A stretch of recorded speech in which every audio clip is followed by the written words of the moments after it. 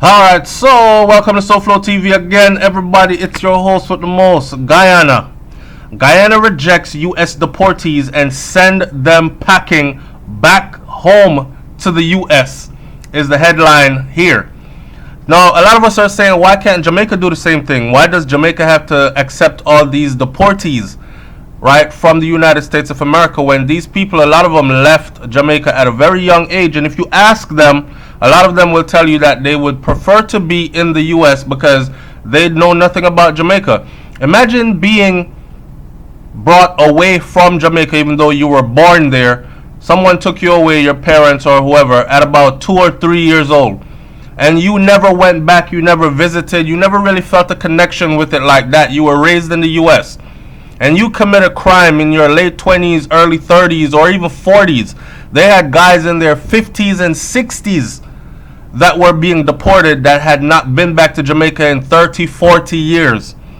And suddenly, because you committed a crime in another country where you have been living your entire life, you are now thrown back into the country you were born in for them to deal with you after you have had a long prison sentence or all this other stuff. So this right here is a burden on that society. Here I put up some numbers deported from the U.S. in 2017, and as you can see, Haiti is at 5,578. Jamaica follows second with 782 Jamaicans were deported in 2017 from the U.S. 137 Guyanese and 128 Trinidadians and 95 Bahamians. Now check it. Only 137 Guyanese compared to 5,578 Haitians, right? But Guyana is saying, no, not us. We are not taking it. We don't want all these people here, and you can't send them here like that.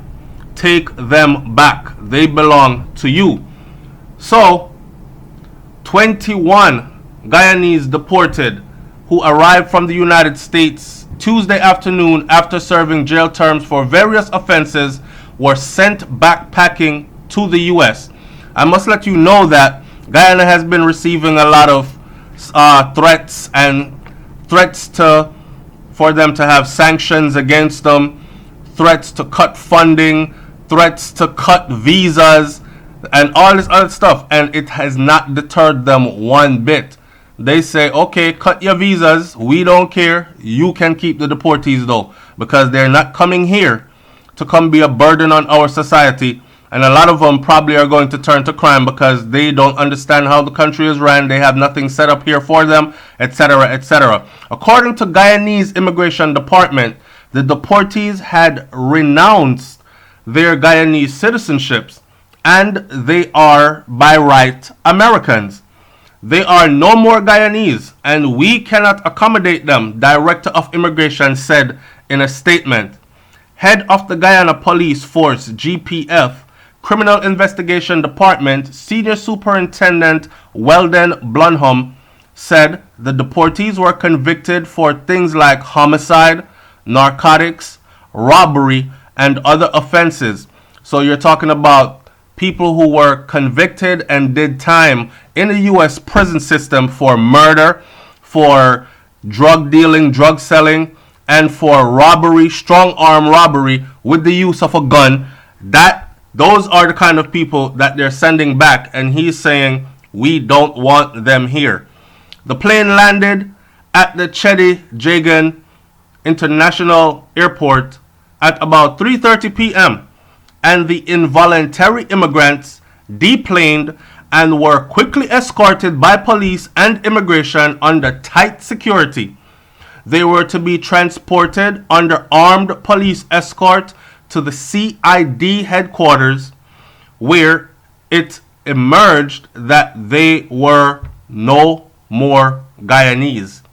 Caribbean governments have over the years complained that deportees with hardly any family ties in the land of their birth often continue a life of crime. Now, I'm not saying that these men were going to come and commit crimes, and I'm not saying for sure that all deportees are criminals or turn to a life of crime. I know how some people like to watch these videos or listen to these videos and then come away with a whole bunch of madness. Don't get it twisted. There are people that were deported that were overseas working really hard trying to stay below the radar, just didn't get their paperwork straight. And the only thing they are guilty of is being in that other land for too long. That's it. They didn't commit any other crime, right? Now, that's not these people. You're talking about criminals convicted on murder charges, who killed people, people who were caught with large amounts of drugs, who made a lifestyle out of selling drugs, and armed robbery, to take up a gun and go rob people and take from them what you want. And the Guyanese government is saying, hell no. In 2015, February the 3rd to be exact, more than 24 deportees arrived aboard a U.S. government chartered flight in Guyana. And that was the last of that. After that, Guyana said, hell no. Not here, not anymore. Now, people are asking why Jamaica can't do the same thing. Well, maybe because Jamaica does not want to face the sanctions that, or let's call it what it is. Maybe Jamaica does not want to face the punishment that the big brother USA would dole out to them.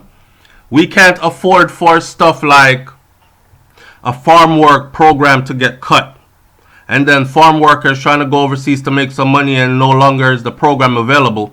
We can't afford for the student work program where students at university level get work visas and come over to the US for a time, and we can't afford for all these programs to be cut. It's gonna be detrimental to a lot of people, right? And I think that's the reason why Jamaica is not doing what Guyana has done. But yes, they came 21 strong, and Guyana said, go back on the yard. You are no longer Guyanese. And here they are, and they're on their way out again. Leave your comment in the comment section below. Tell me what you think about this one. It's SouFLoTV, man. Stay tuned. A lot of videos are coming. I'm out. Peace.